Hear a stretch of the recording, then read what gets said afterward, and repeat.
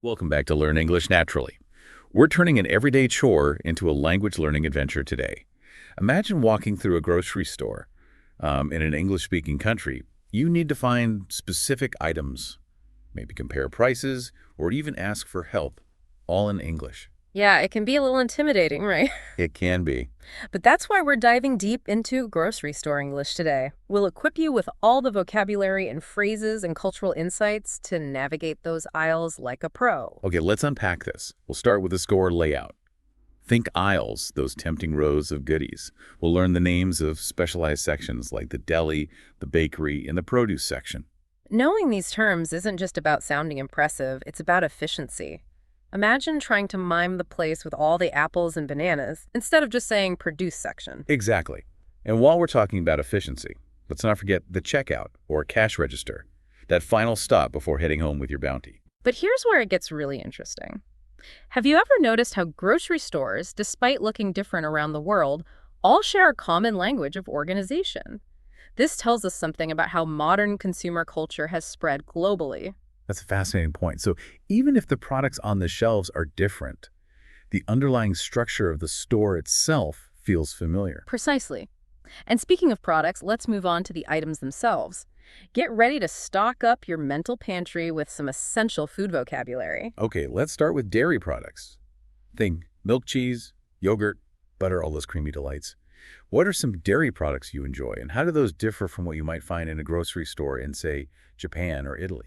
That's a great question. It really highlights how food choices reflect cultural differences. In Japan, for example, you might find a wider variety of soy-based milk alternatives, while in Italy, the emphasis might be on fresh, locally produced cheeses. See, even something as simple as the dairy aisle can offer a glimpse into a culture's culinary traditions and dietary habits. Absolutely. And while we're on the topic of cultural differences, think about how technology is changing the grocery shopping experience. Phrases like self-checkout, online ordering, or curbside pickup are becoming increasingly common. That's true. I've even seen stores with smart shelves that track inventory and automatically update prices. It's fascinating to see how technology is reshaping not just what we buy, but how we buy it. Okay, let's move on to another essential category, beverages. Water, soda, juice, coffee, tea, the list goes on. And just like with dairy products, the beverage aisle can reveal a lot about a culture's tastes and preferences. For example, in some countries, you might find a wider selection of herbal teas or traditional drinks, while others might have an entire aisle dedicated to energy drinks. That's so true. And speaking of beverages, have you noticed how the packaging and marketing of drinks can differ greatly across cultures? Absolutely. What's considered healthy or trendy in one country might be completely different in another. Okay, let's freeze this conversation for a moment and move on to frozen foods. From ice cream to frozen vegetables to ready-to-heat meals, they're lifesavers for busy days. But have you ever thought about how the popularity of frozen foods varies across cultures? That's a great point. In some cultures, there's a stigma associated with frozen food, while in others, it's seen as a convenient and practical option. It's almost like a cultural temperature check, how a society views convenience versus tradition. Exactly. And speaking of convenience, canned goods are another staple that reflects cultural preferences. Soups, beans, tuna, tomatoes. What kinds of canned goods are common where you live? I definitely see a lot of beans and tomatoes where I live. They're so versatile. But I've heard that in other countries, canned fish or even ready-made curries are popular choices. It's amazing how even something as simple as a can of beans can spark a conversation about cultural differences. Okay, let's bake in some more vocabulary with bakery items. Right. Bread, rolls, cakes, pastries. Who doesn't love the aroma of freshly baked goods? But have you ever noticed how bread varieties and baking traditions can be so distinct across cultures? Oh, absolutely. The type of bread you find in a French bakery will be very different from what you'd find in a German bakery, for example. It's like a bread-based world tour. And speaking of touring, let's not forget those household essentials like paper towels, detergent, soap, all those things we need to keep our homes running smoothly. But even these everyday items can offer a peek into cultural norms. That's right. The types of cleaning products, the packaging sizes, even the scents can vary depending on cultural preferences and environmental concerns. It's amazing how even a trip to the grocery store can be a cultural immersion experience. Absolutely. And now that we've explored the store layout and stocked up on some essential vocabulary, let's talk about the universal language of savings. Prices, discounts, and deals. Ah, yes, the thrill of the hunt for a bargain. It's a language everyone understands. It really is. Yeah. Okay, let's start with the basics. Every item in a grocery store comes with a price tag, that little label that tells you how much it costs. But things get more interesting when we talk about discounts or sales, those magical words that make our wallets happy. Exactly. And speaking of magical words, how about BOGO? That stands for buy one, get one free. A classic supermarket strategy that's hard to resist. Oh, yeah. I've heard some people get carried away with BOGOs, though. Right. Isn't there a risk of ending up with a pantry full of things you don't even need? Uh-huh. That's a good point. Uh, It's easy to get caught up in the excitement of a deal. But speaking of savvy shopping, let's talk about coupons, those little pieces of paper or digital codes that unlock further savings. Coupons. In some countries, couponing is practically an art form. People meticulously collect and organize them to maximize their discounts. It's fascinating to see how couponing habits vary across cultures. It really is. Some people see it as a fun challenge, while others find it too time-consuming. Speaking of cultural differences, have you ever noticed how the concept of loyalty programs varies across countries? Absolutely. In some places, loyalty cards are ubiquitous, offering personalized discounts and rewards. In other cultures, they might be less common or viewed with suspicion. It's interesting how something as simple as a loyalty card can spark a discussion about data privacy and consumer behavior. But okay, enough about savings for now. Let's shift gears and focus on those essential phrases that'll help you navigate the grocery store like a pro. From asking for help to checking prices and promotions will give you the tools to communicate effectively in every situation. Perfect. Because sometimes, even with all the vocabulary in the world, we still need a little help. So imagine you're searching for a specific item but can't seem to locate it. What's the best way to ask for help? Don't be shy. Simply approach a store employee and politely say, "Excuse me, where can I find the item?" Or, "Do you have any specific dietary need products?" Simple and effective. And if you're looking for a specific section, you can say, "Can you help me find this section?" Or, "Is there a section for type of food?" Exactly. Remember, store employees are there to help you. Don't hesitate to ask for assistance. Okay, let's move on to checking prices and promotions. If you want to know how much something costs, you can simply ask, "How much is this?" Or point to the item and say, "Is this on sale?" And if you're feeling adventurous, you can even inquire about any special discounts they might have. Simply ask, "Do you have any special discounts today?" Or, "Are there any promotions running on this item?" And of course, if you're a savvy shopper with coupons in hand, you can confidently say, "Can I use this coupon?" Or, "Do you accept manufacturer's coupons?" Here's a pro tip, especially if you're shopping in a new country. Don't be afraid to ask, "What's the price per pound kilogram?" Units of measurement can vary between countries, so it's always good to clarify.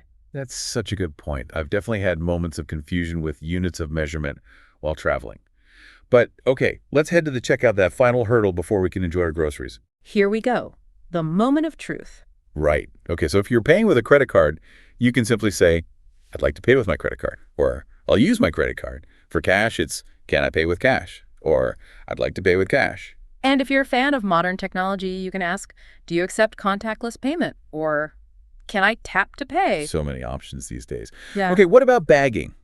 How can we politely request a bag or ask for double bagging for heavier items? Simply say, "Can I get a bag, please?" Or, "Could you please double bag this?" And if you're environmentally conscious, you can ask, "Do you have paper bags?" Or, "Can I use my own reusable bags?" Great points. It's important to be mindful of the environment even while grocery shopping. But okay, what happens if something goes wrong? Like if we notice an incorrect price or get charged twice for the same item. Don't worry, we've got you covered. That's reassuring, because sometimes even the best laid shopping plans can go awry. Absolutely. So let's say you notice an incorrect price. Calmly point it out to the cashier and say, "Excuse me, I think this price is incorrect," or, "I believe I was overcharged for this item." And if you've accidentally been charged twice for the same item, you can politely explain, "I was charged twice for this item," or, "I think this item was scanned twice." And if you discover an expired product, don't be shy about asking for a fresh one. Simply say, "This product is expired. Can I get a fresh one?" Or, "Could I please have a replacement for this expired item?" Okay, those are all helpful phrases. But what if we need to return an item altogether? Confidently inquire, "I need to return this item. Do you accept returns?" Or, "What is your return policy for this item?" And if we encounter a more complex issue or need further assistance? we can always locate the customer service desk or ask for the manager right. Absolutely. Remember, clear and polite communication is key to resolving any problem smoothly. And sometimes a little humor can go a long way, too. Oh, definitely. I once had a cashier who was so impressed with my attempts to speak the local language that she gave me a free pastry. It definitely lightened the mood. But, okay, I think we've covered a lot of ground here. What do you say we shift gears and explore some real-life dialogues to see how these phrases flow naturally in conversation? Let's do it. It's time to put our grocery store English to the test. All right, let's step into a virtual grocery store and see these phrases in action. Picture this. You're desperately seeking a box of your favorite cereal, but it's nowhere to be found. A classic grocery store dilemma. Right, so you approach a friendly store employee and say, "Excuse me, where can I find the cereal?" And the employee, eager to assist, might reply, "It's in aisle 5 near the milk section." See, a simple question leads you straight to your breakfast staple.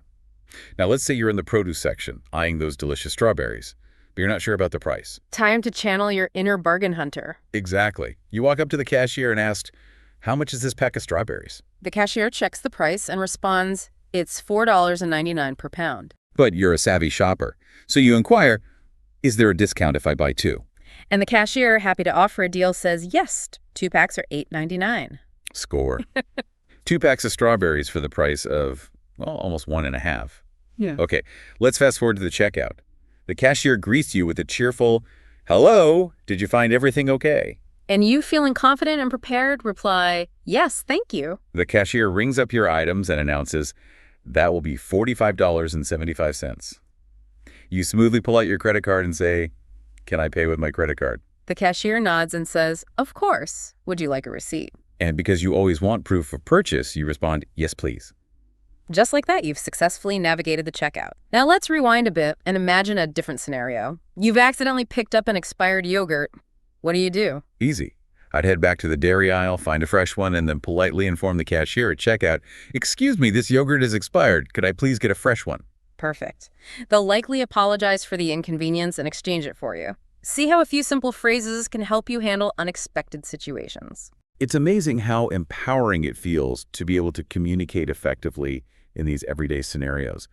But beyond the practical side of things, I think we've also uncovered something really interesting today, how grocery stores are like little windows into different cultures. Absolutely. They're not just places to buy food, they're reflections of a community's values, tastes, and even anxieties. That's so true. From the types of products on the shelves to the way people interact with each other, grocery stores offer a fascinating glimpse into the heart of a culture. Exactly. And that's why, even if you're not fluent in English yet, I encourage you to observe, listen, and engage with the world around you. Every interaction, even a simple trip to the grocery store, can be a learning opportunity. I love that. So as we wrap up our deep dive into grocery store English, remember that language learning is an ongoing adventure. Keep practicing those phrases, stay curious, and don't be afraid to make mistakes. And who knows, maybe your next trip to the grocery store will turn into an unexpected cultural exchange. That's a great thought to end on. Thanks for joining us on Learn English Naturally. We hope this deep dive has given you the confidence and vocabulary to navigate the grocery store with ease. And until next time, happy shopping and happy learning. Don't forget to like and subscribe for more language learning adventures. We'll see you in the next episode.